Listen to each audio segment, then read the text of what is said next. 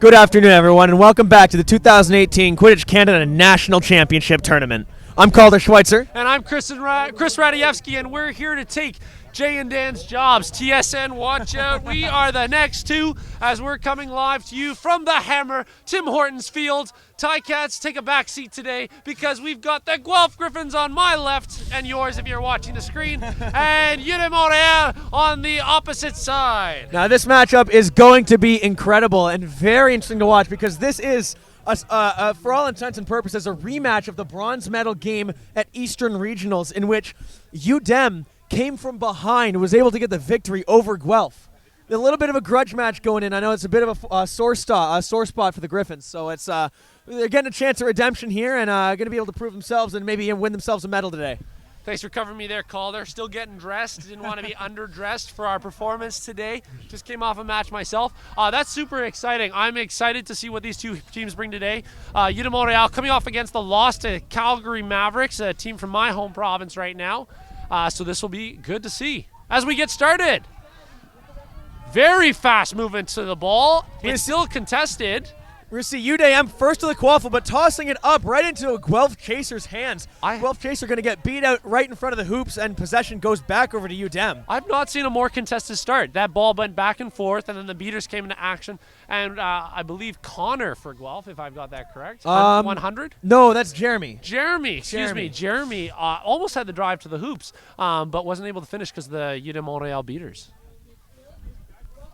And this is ultimately this is going to be an offense. This is the famous UdeM offense, number one offense in the league, versus the very, very tight Guelph defense, the number 3 defense. So it's going to be interesting to see if UdeM can get past the defense and if the defense can stop the dominant UdeM offense. Phenomenal effort by UdeM Montréal for that stop. It looked like their point chaser, for the most part, was just going to drive it in, but just wasn't able to finish. Ball knocked loose, and Guelph able to make sure that every chaser was marked. And just coming off a game against UBC, they were burning us when we were really collapsing on the ball. So really good discipline by Guelph playing defense right there. Brian Melchior now coming up, crossing half, looking for an option. He's a man that can really make a pass, but he's also very good at running. Oh, as soon as I say that, pass goes way wide. It's going to get picked up by number 100. Good old Jer Bear coming to make something of this play.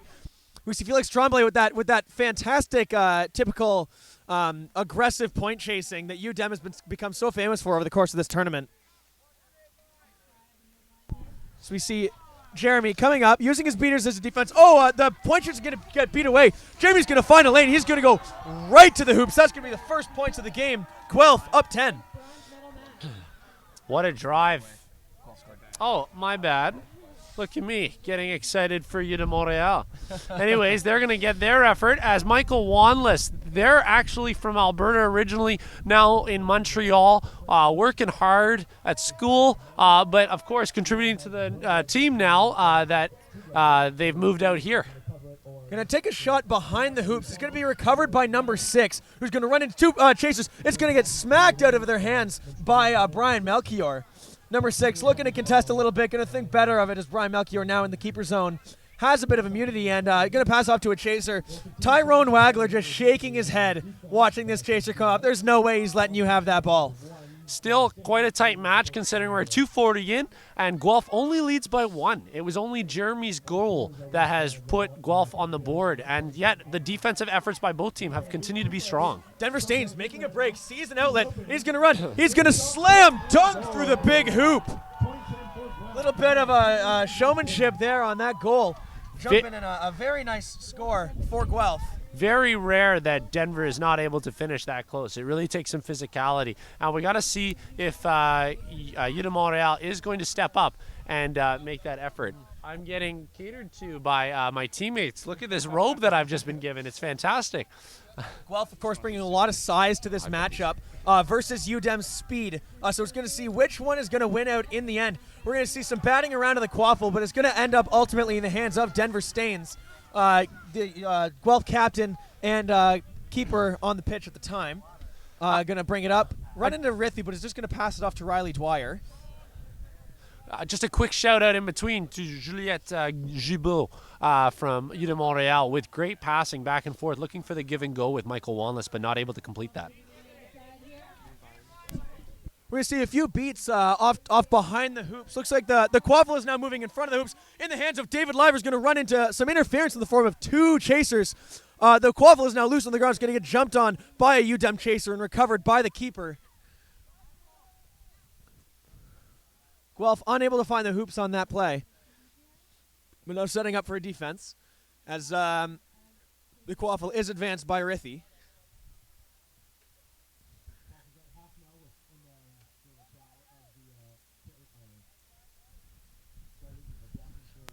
Number 4 for UDEM. Now looking for an option, looking to do something here. Gonna go fake left, cut right, gets right around Riley Dwyer. Gonna make a quick pass. Oh, and it's just gonna be west of the hoop. Not quite gonna make it. It's gonna go into the hands of Denver Stain. So that's another offense with no score. You see hitting the 5-minute mark, only 2 points up on the board, both in favor of Guelph. Thanks for covering me for there, Calder. You've been doing that quite a bit this game. Working on a little bit of a speaker problem. No, honestly, Guelph has been very impressive with their stops. UdeM Montréal keeping this a close game. Again. Whoa! A beautiful pass to David Liver. Just amazing positioning out in front of the hoops for another shot. That's going to be another 10 points up for Guelph as the score hits 30-0. And you know what? If Guelph is going to succeed in this game, they're going to continue to really look for the avenues behind the McGill defense. UdeM Montréal defense. Le Défense likes to play very high on the pitch, and if you can get in behind on them, you can find those quick cuts to the hoop where you can just pop it in. Definitely. Number 4 now takes a cut inside and finds a bit of a lane. And Simba for UdeM Montréal. Keeper number looking for his number, but he's dabbing. Number 4, Guillaume Amelin with the dab after the boo. That was a very nice read there as took the lane right up. Ended up in the face of Denver Stains, who tried to block the shot, but was just able to get the quaffle past Denver's hands into the hoop. Very nice point for UdeM. For their first 10 points on the board. Again, UdeM Montréal playing quite high. Is Guelph going to be able to get in behind? We've now got UdeM Montréal marking behind the hoops. And honestly, I really want to give a shout out to Emma Chiron and also number 66, Louis-Charles Dupont, who have really stepped up the beater game and are just taking out Guelph players left and right. There's going to be a quick pass behind the hoops. And then it's going to go, I believe that went to Ryan Yee, who went a quick shot and scored again for Guelph. Now up 40-10. UDEM looking for a quick reply to this, but scrambling a little bit. There's going to be a pass behind the hoops, going to bounce, and it's going to be Bradley Connolly tying up the chaser. Going to make a pass out to number 8. Nice catch, who's going to take a bit of a lap around the hoops. Another pass out, number 8. Oh, one-handed catch to Felix Tremblay and back. Pass is going every which way, and ultimately an unfortunate drop is going to mean this is a possession for Guelph. Wow, I just want to point out, UdeM Montréal with the passing skills. That was phenomenal. The space they created around the hoops, they just never got the time for the shot. I think the passes were a little rushed in some cases. Great pressure on the defense causing those rush passes for sure. The passing this weekend in general has been very difficult with the wind always up and the ball in everyone's hands have been very cold. Absolutely. So it makes it all the more impressive. For those that were with us yesterday, you noticed we had to stop for a little while because of 80-kilometer winds. It's still windy here today. We're not quite at that distance, but it has made things challenging. Another ball as a count of the wind going to sail high over the hoops and out of bounds for UdeM Montréal possession. We've got beater sub number 12, Tessa Morin Cabana from UdeM Montréal coming in as well, and Michael Wanless making a show as the keeper at this point. Michael advancing across half, going to take the beater play, and oh my goodness, the shot. What a beautiful shot. But I wonder if they're going to call beat first, because a beautiful shot by Michael Wanless. And that was just like, a couple paces outside the keeper zone, and it was a bullet. It was very nice. Oh, Not good. Score is remaining to be 40-10 in favor of Guelph. I feel bad for Michael. Just impressive play, but credit to the Guelph Beaters for staying on top of that. I love a shot. John, our scorekeeper, just knows that I love to shoot. It has not been my weekend for shooting, as he knows, with the challenging weather. Not hitting my usual three-point percentage, considering they don't give 3 points per, for those shots. But working on it. Talking to the refs for next year. Some aggressive point chasing from UdeM coming up by Melchior as he's heading towards half, using his beaters as a bit of a shield as Guelph is going to secure beater support bludgeon superiority. Number 10, really causing Melchior some grief as he opts to pass it off to Ryan Fox. Ryan Fox, definitely quick and a stocky dude. He's very difficult to take down. Going to make a long pass out to Mr. Go-Go Gadget. Jukes around. Coming on a bit of a spin, and it's going to end up on the ground, jumped on by the UDEM keeper. I've got to caution Guelph. Those passes are going to be very dangerous with the wind in the air. You put that ball up high, it is going to float. It gave the UdeM Montréal defense time to get in place and put the pressure on, and beaters to get back. And that is the very big danger about those really long bomb passes. And here we see another one, a long pass, just a little bit low, end up bouncing, and it looks like it might have gone toward the hard boundary. Oh, no, it was recovered by UDEM. On a quick pass inside behind the hoops, but it's going to be jumped on by the Italian stallion, number 33, Daniel Longo, securing the ball behind Guelph's hoops. Can we just take a moment to admire Daniel Longo's mustache? It's incredible. People were giving him flack the other day for that, and I just thought, no, phenomenal. And it was actually John beside me, and I told him to be quiet because Daniel Longo's mustache is phenomenal.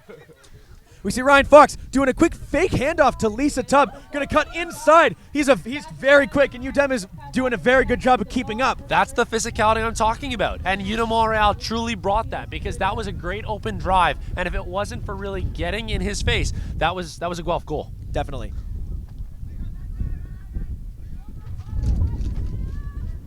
UdeM Montréal advancing the ball, just crossing the half at this point, using beater protection.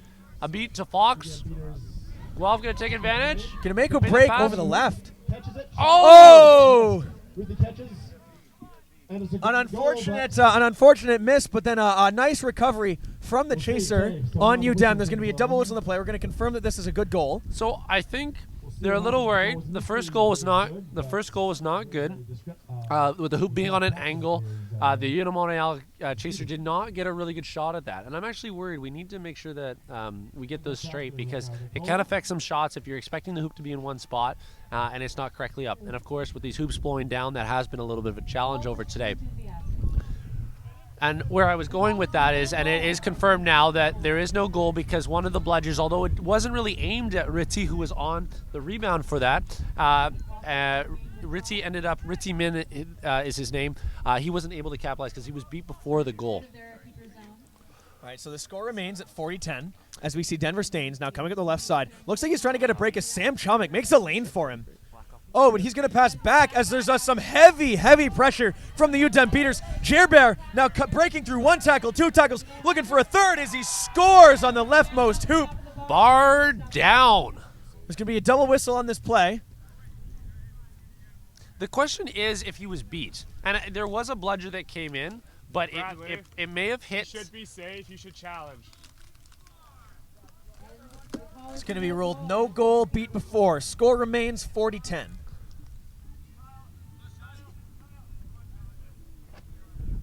I just threw Kyle under the bus, but I haven't. The Guelph speaking captain, number 73, Bradley Connolly, electing to challenge this call. For those of you who may not know, teams get one challenge per match. And essentially what happens is there's a 5-minute time. Sorry, one wrong challenge per match. One wrong challenge per match. My apologies. Because, and as I was taking the risk earlier yesterday, is if you're wrong, you lose your timeout. And that's the consequence for that. So if you've used your timeout, you can also not challenge at that point. Okay, I see. Exactly. So I think it's a worthwhile challenge. You know, it was very close. It looked a little bit like friendly fire. Jeremy may have got bounced on it, but it's going to be really tight in this case. So what you're saying is if the challenge comes through and the call in the field is overturned, then they keep their timeout and they are allowed to challenge again. That is correct. Okay, good to know. There's not a lot of challenges that are happening, though. I mean, it can happen, and it's really for fluke situations. Definitely. Or very, very close beats, I find often are also subjects of it. So beats are subject to that. Goals are subject to that. But also, one thing not subject to that is actually secret catches, as was explained to me. Really? I'm going to have to get that confirmed, but I do not think you can challenge for a snitch grab. It's interesting, because I know there is the timeout rule where you can't call a timeout after 17 minutes. And I think that's the reason Probably, why. yeah. Because there's no consequence in terms of that challenge at that point. That's right. That's right. So ultimately, what happens is there's a 5-minute time limit in which if there is not conclusive evidence to overturn the call in the field after a total of 5 minutes, then the call in the field maintains and the challenge is ruled no good. And you know what? It's very difficult sometimes because as a result, sometimes the camera doesn't have the best angle on it either, right? So you're putting a lot of faith in the camera. So we've got the refs conferring around the camera. I don't know how many heads are underneath that blanket as they block themselves for the wind. Try to create the perfect lighting conditions to get a really good look at this screen. We've got a really soft glow going on in the sky. If you're looking for photos, this is the perfect time to do it. Definitely. I'm honestly glad that the sun is low enough to finally be shining on us under our tent. It's nice to have a little bit of warmth. It's been a very cold weekend, and I know as much as we've been talking about it, the players are definitely feeling it. Speaking of cold, getting this jacket on. Oh, apparently I'm getting some calls over from the stands. It's just your mom. That's all. Probably. The fans, very dedicated fans here now, doing the wave over in the grandstands. I think that's a majority of those people are actually Royal City players who are sticking around to watch Guelph in this bronze medal match. And of course, just because I don't know if Calder declared conflict of interest earlier, but I'm just going to point out if we've got it focused on him, he does have University of Guelph all over him. It's true. I am definitely a biased commentator. I don't ever claim not to be. So I just like to point out that I am the neutral party in this situation. If you want to take somebody's word for it, that would be mine. But right now, I think we're still waiting on the word of the refs, speaking of word, for their conclusive confirmation, whether that was a friendly beat or whether it was a beat on Jeremy, yes. Right, who took that to the hoop. I believe so, yeah. We'd like to take this opportunity to thank both Tourism Hamilton and the City of Hamilton for hosting us here in a beautiful Tim Hortons field at home of the Hamilton Tiger Cats. Really nice. I've had the pleasure of sitting here with this beautiful view of the escarpment all weekend.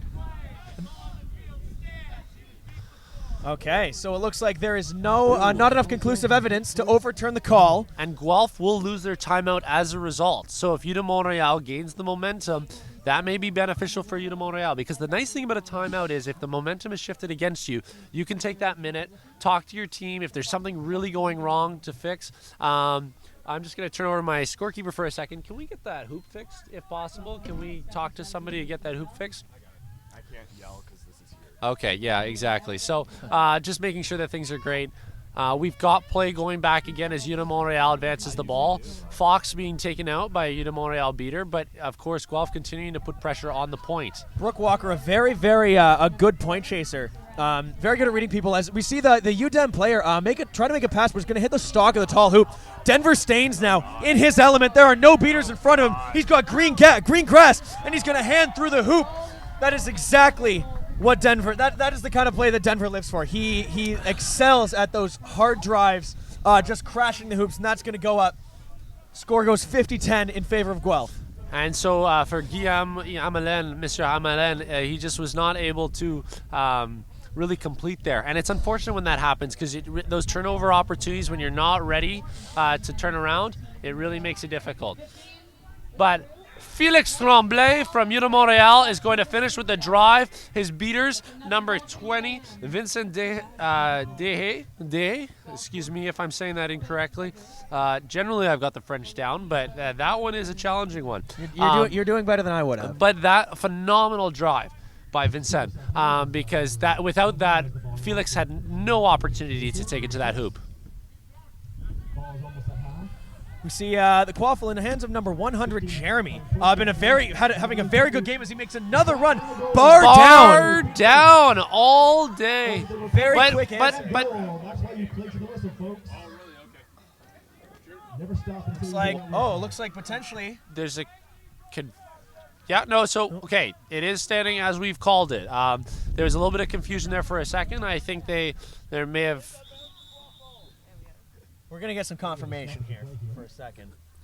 In a second. So let's turn back to the escarpment. Fun fact for you, Calder. I know you're from, where are you from originally? Fenland Falls, Ontario. Fenland Falls, okay. But and then also you're going to school in Guelph. But correct. What many people may not know is Hamilton actually has the most waterfalls in the world. Really? Yes, because of the escarpment, Hamilton has the most waterfalls in the world. So if you have the opportunity to head out to Hamilton, whether you're in the boroughs of Ancaster or Dundas or whatever, checking out along the escarpment, Balls Falls, Albion Falls, there's tons of small waterfalls just coming off the escarpment that you can take the opportunity to look at, whether you're driving up the escarpment. But Albion Falls is definitely a place to check out. Wait till July so you can dip your feet. But other than that, definitely the tourist destination for you. The goal is good. The score is a 60-20. Sorry to interrupt you. No, not a problem. I mean, the waterfalls are great, but we are here to watch the match. I can do tourism Hamilton all day. They don't, I do, but I must confirm I do not work for them. We see the quaffle after a bit of a shutdown of the offense of UdeM. We see the quaffle now in the hands of number 3, Ryan Yee. Ryan Yee being actually named Guelph's next head coach. Looking to make something happen. He's going to take a quick pass behind the hoops. It's just going to go north of the hoop, and unfortunately nothing's going to be made of it. Yeah, and you got to watch those pop shots because with the wind, they're just going to carry. And it's so the volleyball, for those who are in the non-Quidditch speech, but we call it a quaffle, they float with the wind, and it can really carry. So what you'd think has enough gravity to come down and just be an easy pop, nope, it's going to fly high and sail out of bounds. Felix Tremblay looking to come in. He's going to run into Riley Dwyer, but make a nice pass despite being hung up. A little bit of a tussle here in the Guelph zone. But it looks like he's going to end up in the possession of Ryan Yee. Great interception by Mr. Wagler on Guelph, number 7. A phenomenal stop to prevent that completion.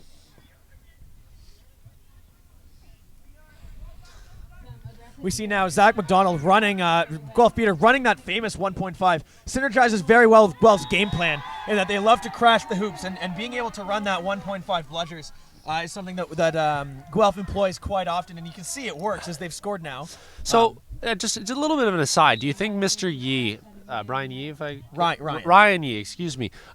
So as head coach next year, yes. Is he going to be building on this program? Is it a young team that he gets to continue to work with, or is there going to be a lot of change as Guelph goes into the next season? Guelph is having a lot of people graduate, leave the team next year, so it's definitely going to be there's going to be a decent amount of work. But I think we do have a very strong base in what we have now, and we always have the best rookies come out, and they're always. They always really rise to the challenge. So I think Ryan he's going to have a little bit of work cut out for him, but I definitely think we still have the potential to be a top-tier team coming next year.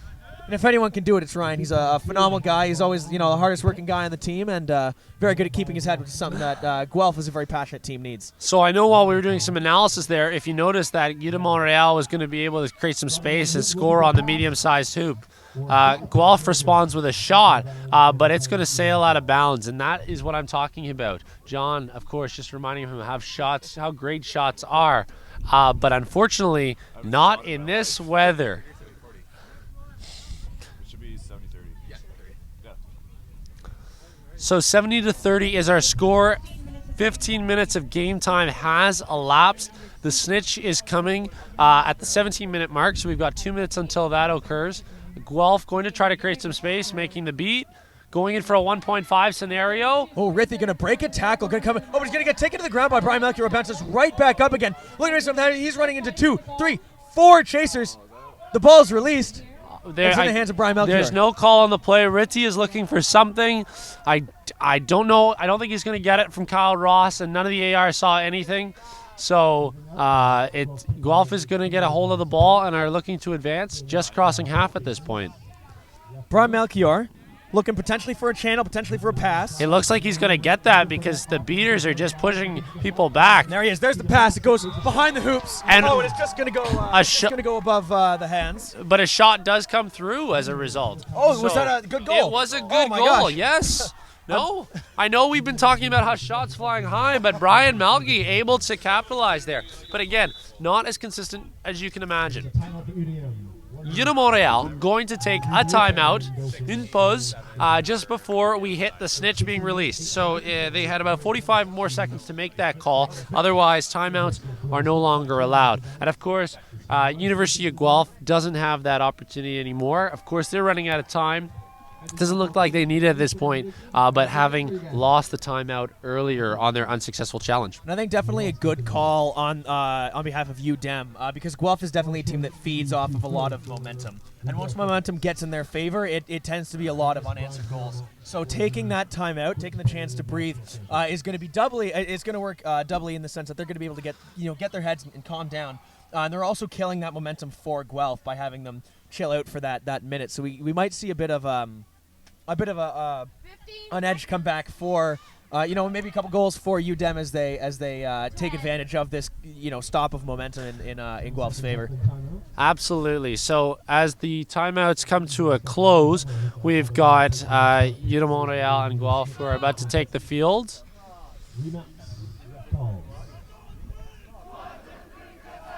These teams really taking the extra time to get some extra advice and confidence put into themselves before they remount, pushing the boundaries of this minute timeout. What are we going on? Minute 15, minute 20? Can we get this going, please?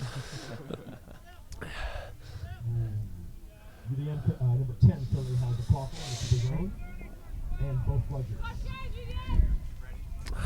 Use this chance to get a quick goal. And we're off. Michael Wanless taking up the quaffle on the right side of the pitch with two bludgers loaded in front of the. Going to make the 1B, continuing, trying to create some space, looking for that 1.5 again. Michael Wanless going to shoot high, unfortunately. You've really got to just put it through at this point. Hand through the hoop is, in this kind of weather, seems to be the best policy in terms of guaranteeing a score on a good drive. Absolutely. It's not a runaway match yet. There is a 5-point spread, but if there's a quick goal or two by UdeM Montreal, then it's only within snitch range. So UdeM Montreal is going to come out and going to defend. In terms of our snitch, we've got Mr. Bunny, Matt Bunn from, I don't know where he's from now, but he's from Ottawa. He used to play for me at the University of Ottawa back in the early 2010s, if that's the decade we're calling it. But I don't know. Nobody's really told me whether that's right or wrong, so I'm going to go with it. We're going to see some very intense point chasing from UdeM. We're going to get just bullying Brian Melchior into making a cross-field pass to David Liver. And that's going to be called pass after beat because it was cleanly beat before the quaffle went across. At least that's what I'm thinking Kyle Ross is going to call. But is Kyle going to call something or is just a warning?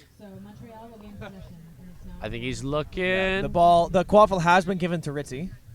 So it looks like there's not going to be a card on the play, but it is going to be a turnover in favor of UdeM. Yeah. And you know what? They're going to be able to crash the hoops here because, they threw the bludger back. That's interesting.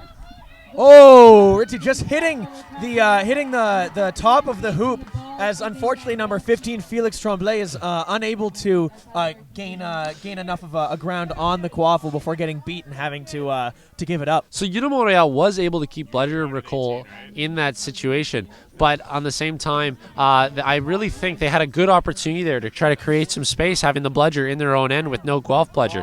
And it was the Guelph beater able to get back there that really created that lane. And we see Seekers now on pitch. What I expect to see is some defensive seeking on the part of UdeM. But Riley Dwyer, definitely a very good offensive seeker, looking to make something happen. And while you're paying attention to the seeker game, if you missed that or blinked twice or went to grab something from your fridge, Guelph just scored.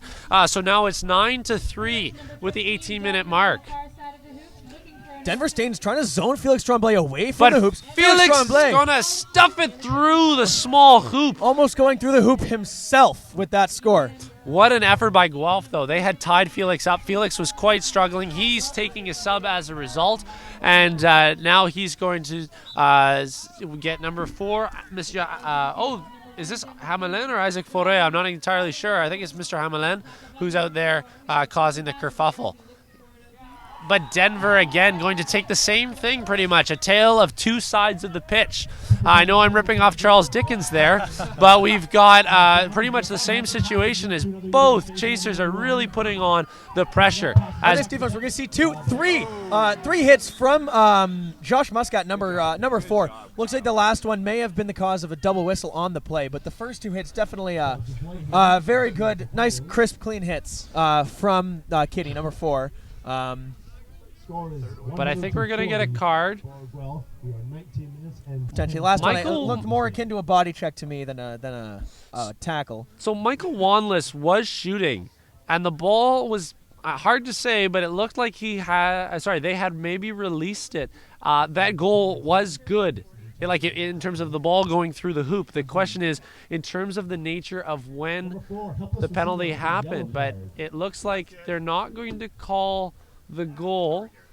That's going to be a yellow card for Josh Muscat, number 4 on Guelph for a helpless receiver tackling a player while they are in the air attempting to catch the ball.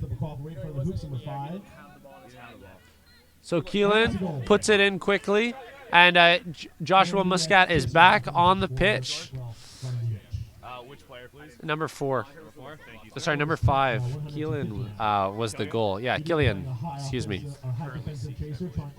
No, it was the other number 5 then. See, Shalandra Wood with a solid fight against this UDEM chaser, giving Denver just enough space to make a break around, going in behind the hoops. He's going to charge the hoops, and the goal is going to be called good. Wow, that was a hard one though. It hit the tee of the bar, and I'm not entirely sure if it crossed the plane. I didn't have the best look at that, so I'm going to, of course, defer to the refs and the ARs. But just the way it did, it kind of turned to the hoop at the same time.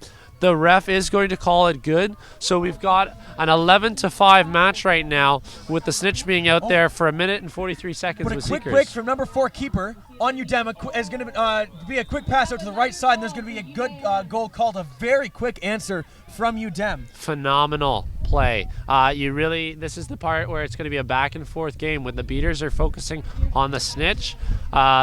It's about these really big stops that we've been seeing from both teams and continuing to try to rack up points. For UdeM Montréal, that's to get back in Snitch range, and for Guelph is to try to keep UdeM Montréal out of Snitch range. We see the UDEM chaser really doing a good job of tying up Ryan Yee as Ryan Yee tries to come around the hoops. Ryan Yee hitting the ground. It looks like the Quaffle is now in possession of Brooke Walker, who's going to be taken to the ground by Ritzy. And it's going to be grabbed from the ground by a UDEM chaser. We may have an injury as Ritzy makes a big tackle. But the Guelph player has stood up. But it looked like they were kind of crushing each other there for a second. That was a little worrying, but it's good to see her stand up so quickly.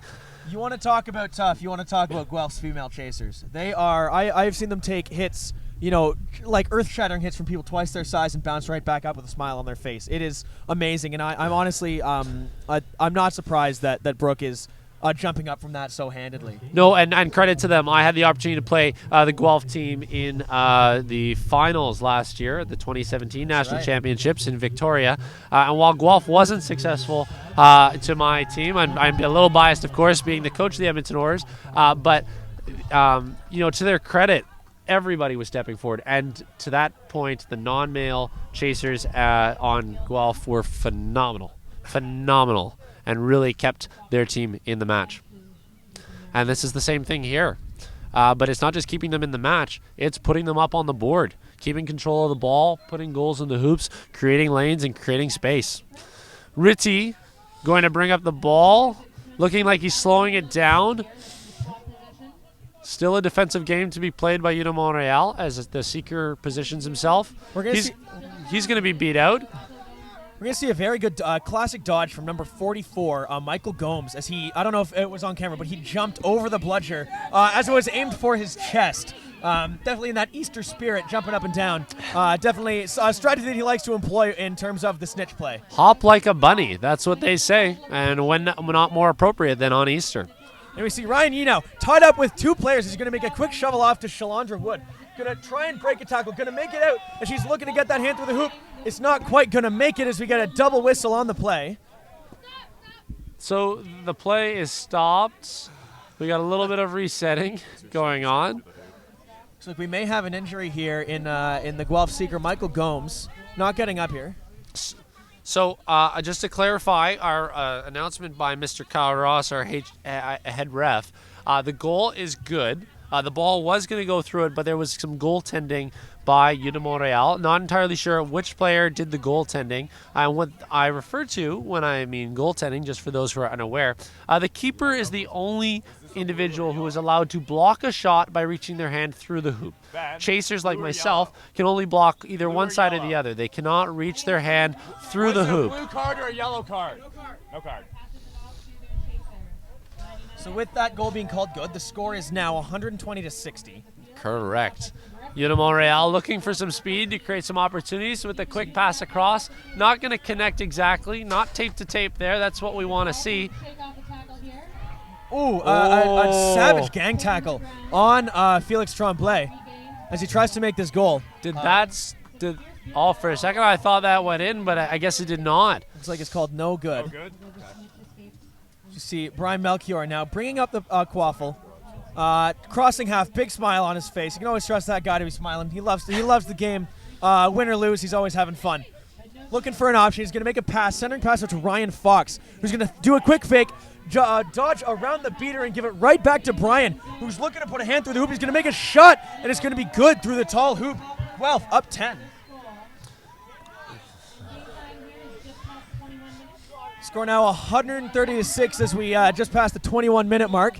Jeremy putting some pressure on the Seeker with some opportunity. But now UdeM Montréal is back in position, training defense. But Guelph beaters are trying to create that opportunity to let Jeremy get some more time one-on-one, like right now with the Seeker, with the Snitch. Excuse me. We've got a stoppage though on the opposite side of the field. I think we've got Kyle Ross talking to one of the Guelph players. Not sure if a penalty is coming towards Guelph. That's, kind of going to happen at this point with the nature of the physical contact. You have to play for the defense. Definitely, and that's been the story for this whole game. Has been size versus speed. And you see now Guelph looking to use their sizes as there is less of a beater presence on the quaffle game as both teams committing beaters to the Seekers. You're going to see Guelph start using that size a lot more. And unfortunately, in that case, there are going to be some unfortunate hits and some mistakes being made. So just to confirm, we've got a blue card, I believe. Can I get that blue card confirmed? Hey Ryan, be here for blue card or yellow card, brother? Yellow card. Yellow card. Okay. A yellow card for contact from behind from Mr. Ryan Fox. So that means UdeM Montréal with a quick goal. Ryan, you're back in. Ryan, head back in because we've got a goal for the UdeM Montréal. So that makes it 13-70 in favor of Guelph. Guelph looking to respond, really putting some pressure. Hasn't quite crossed half. Michael Wanless creating the sort of defensive pressure. Solid tackle by Michael Wanless, holding up Brian Melchior. Brian Melchior able to make a pass out to Ryan Fox, now back on the field. Oh, being pulled to the ground by Felix Tremblay. Felix with a double tackle. Michael Wanless able to pick up that quaffle. That was phenomenal commitment by Felix. He's going to take a sub because it looks like he was maybe winded or a little beaten up by that. We're going to see, a phenomenal hit by Ryan Fox, just pushing number 6 chaser back. Calling for the release as number 4 takes possession of the quaffle, getting around the point chaser, coming around to the back of the hoop, taking a shot. Oh, it's a pass to number 10. Number 10 is going to put it through the hoop. That's 10 points up for UdeM. Michael Wanless again with a phenomenal placement. You could see UdeM Montréal's keeper who continues to dab on the pitch. Doesn't anyone want to tell him that was so 2017?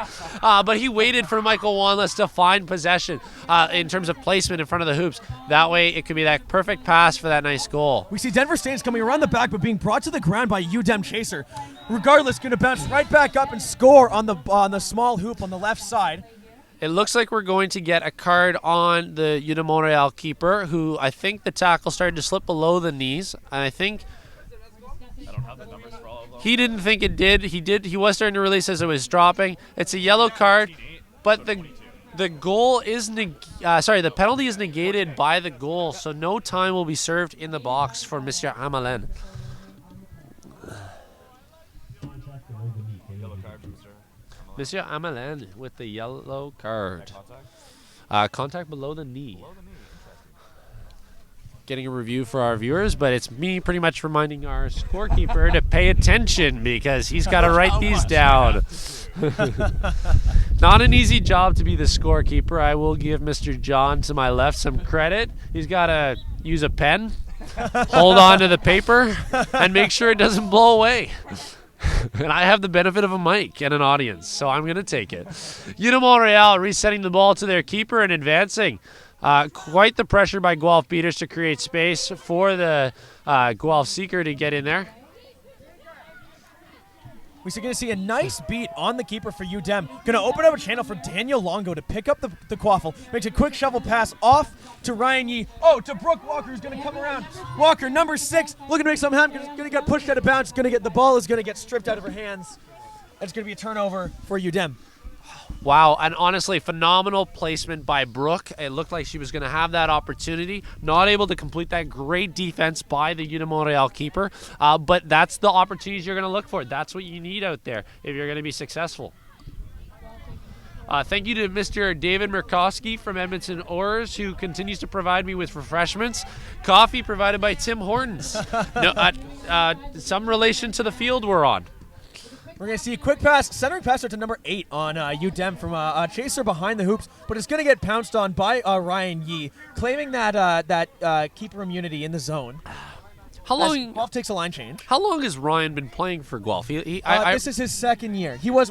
I believe he was on Royal City last year. Yeah, and has moved to Guelph for this year. I do remember that, and I was just going to say he's definitely not a rookie, but it's great to see the effort that he's been, and he's going to be delaying. And you want to talk about rookies? We've just seen Tyrone Wagler now take on 3, not 1, not 2, not 3. Yes, 3, 3 chasers from UdeM, and still come out scoring at the end. So we're going to see what Kyle Ross gives. We've got a yellow card on Ritty. Goal's good. Goal negates the penalty. The goal negates the penalty. I'm going to do a little bit of a shout out and say I don't think the goal crossed the plane right there. But Kyle Ross is going to come to the bench anyways here. I'm pretty sure you did. Remember the hit on the girl? No, not to Ritty. You're good. I'm not sure, Chris. I would beg to differ on that one. I think it might have. I think I saw a hand through the hoop. The thing was the hoop itself actually bent to a 90-degree angle. It did in the process. So it's a tough call to make. You know what? I could argue it all day. I think it hit the T-bar and fell down, but you know what? Kyle Ross being the closest to it, we're going to give him the look on the field. It's not an easy job to be an HR out there. There's so much to pay attention to. AR is, of course, paying attention to the beater game, and we've got continuing of play here as UdeM Montréal drives towards the hoops. Guelph continuing to be physical. Wow! Wagler making a very nice hit on Ritzy. That's going to get passed out to number 10. Going to fire it through the rightmost hoop. Michael Wanless with the shots. Phenomenal play. He was inside the keeper zone at that point, so at that point, that's a pretty accurate, reliable shot to take, particularly when you're getting that physical contact. And Guelph meeting you there, not letting you get close to the hoops to put that hand through. We see Tyrone Wagler just breaking a tackle by Michael Wanless coming up number 7. He's going to, Michael Wanless looking for the strip. Tyrone Wagler going to hang on to it, looking to potentially to pass. I love the pressure defense being provided by the Guelph chaser to keep Michael Wanless at bay. Michael is going to recover the ball, though, with help of a beater. Ritzy looking to create space, but we've got a Guelph beater who's causing some trouble. A give and go, and honestly, I hope you guys were watching that back at home. We had the beautiful give and go and give and go. Usually only one of those happens, but we had 2 of them. Michael Wanless just unable to make the completion with the shot they just did seconds ago. And let's take a second to appreciate the absolutely monstrous hit coming out of Tyrone Wagler there on Felix Tremblay. Felix coming off for a sub on his own strength. Looks like I bet he's going to bounce back. He's definitely a tough guy, but a nice clean crisp hit from Tyrone Wagler, and honestly that guy could take anybody off the field. It's true. And Felix, though, looking a little sore after that one, so we'll see when he comes back in here. We've been playing for quite a bit now, and to UdeM Montréal's credit, they have been able to close the gap a little bit. It's 15-9, and they continue to keep up the pressure on the defense. Guelph is not getting the same looks. It's a no-beater situation. But wait, going to be cut do we have a catch? The snitch is in the hands of, I believe that's Gerber, the University of Guelph seeker. He's holding on. He's staying down, maybe staying low to the ground to try to get out of the wind. I don't know. But regardless, we have the refs conferring to see if it was a good catch. I don't think Matt Bunn's saying anything wrong with it. So Kyle Ross is going to.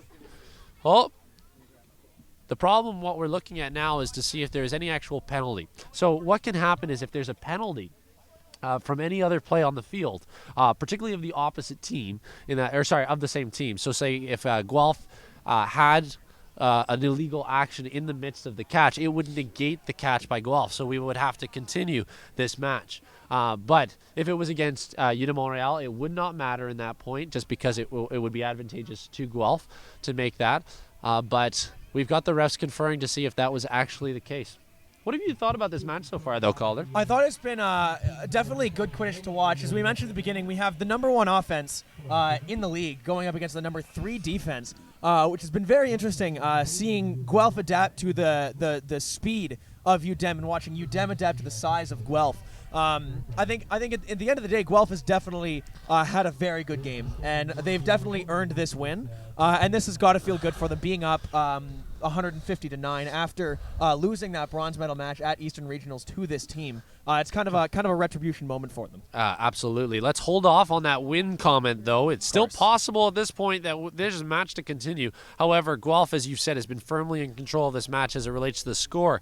It's a great effort early on by Guelph to really push this forward. But UdeM Montréal has really kept this close, particularly as the snitch has been on. I've been very impressed by UdeM Montréal continuing to push, be physical, make great stops by Guelph, even when you think they're going to take it all the way. And UdeM Montréal has been able to put balls to the hoops and start to close this gap. I don't know if we're going to see this gap close altogether, but yeah, great match by both teams, I gotta say. Been very impressive. I hope those watching at home in warmer conditions, if you're streaming this outside, I don't know why you are. You have this in the comfort of your own home, being able to walk to the fridge. You may be going to the washroom momentarily and not being able to miss a beat because you can watch this on your mobile phone.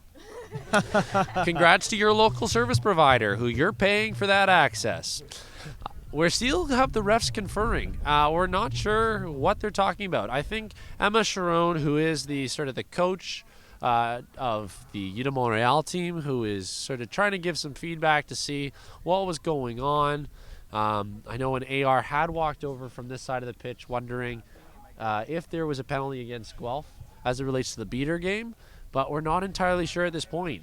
And Mr. Connolly over there. Yep.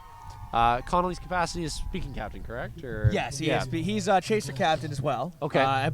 Speaking captain, yeah. So we've got lots of players over there sort of discussing this. I don't think UdeM Montréal wants this game to end. They've been playing really well, and I think, the momentum has kind of been in their favor. Definitely. Guelph, of course, trying to end this, and, this catch would be huge for Guelph. Again, redemption moment, as you mentioned.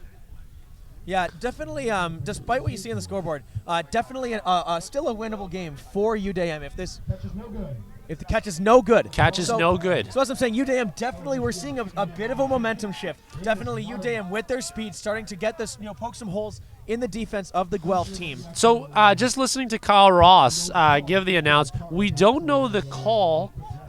We do know the call, but we don't know what the card to be given is. So Kyle Ross, I think, is going to take some consideration of the rule book to double check what the call needs to be. I think he's heading over to the scorekeeping table to discuss with some fellow refs and with sort of the gameplay staff.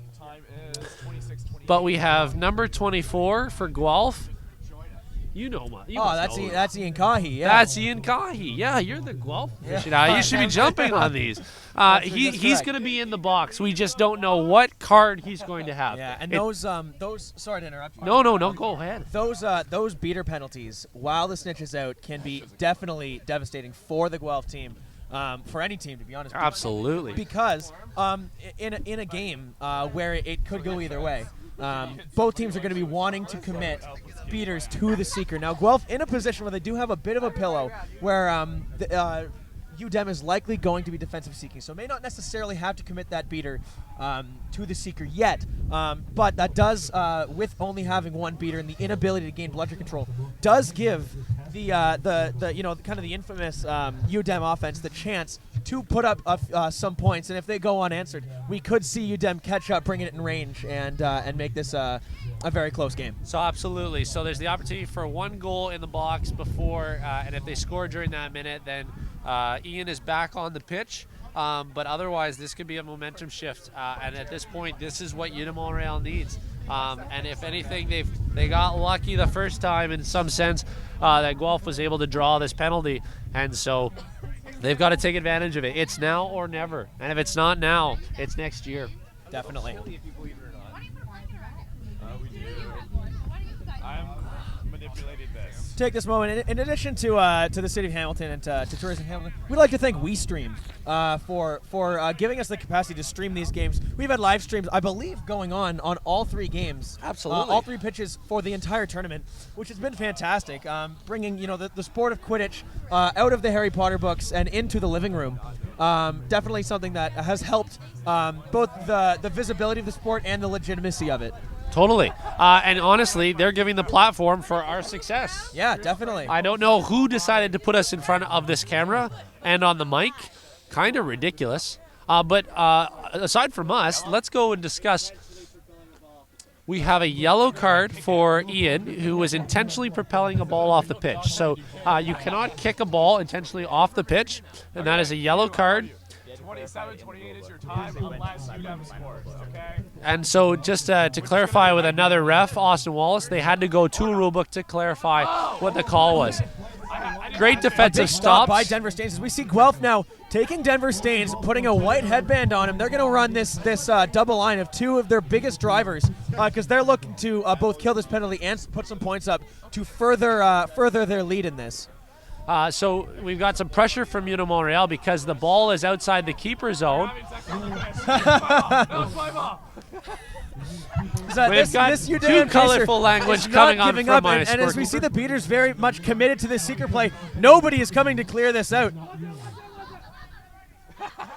We've got UdeM Montréal coming with a beat on the keeper and being outside the keeper zone. He doesn't have his immunity. UdeM Montréal going to put in the goal in bleu pour le Université de Montréal. And that means we've got Guelph back in full strength as Ian gets back in the match. But we've got a catch.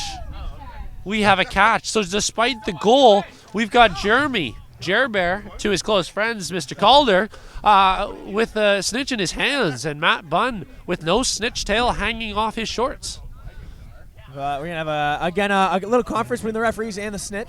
Little known fact, well, probably widely known fact, maybe for those unknown, the snitch is a referee. As we see, the game is awarded to Guelph. The snitch is called good. Looks like final score is going to be 170 to 100. And that is the bronze. No, my apologies, 180. I'm bad at numbers. Yes, at 180. 180 to 100. 1, 2, 3. Yes. 180 to 100 final score for Guelph as Royal City players and fans of Guelph rush the field. What a match, and that was the bronze medal match. That is the bronze medal to Guelph.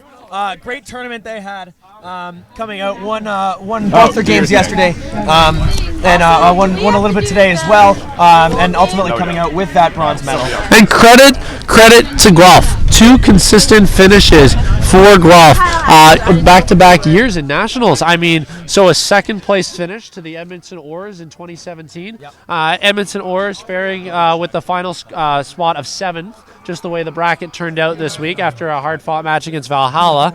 I know I'm a little biased on that one, so plugging myself a little bit. But Guelph, another top 3 finish, and that consistency. Yes, they're looking for the gold, and that's great. But it's that consistency which really pays off. Yeah. All right. Well, with that, I think that's going to wrap up the bronze medal match of the 2018 Quidditch Canada National Championships. Be sure to tune in a few minutes' time as we're going to be bringing you the gold medal match live from Pitch 1 here at Tycan Stadium. But for now, my name is Calder Schweitzer. And I'm Chris Radievsky. And thank you very much for tuning in.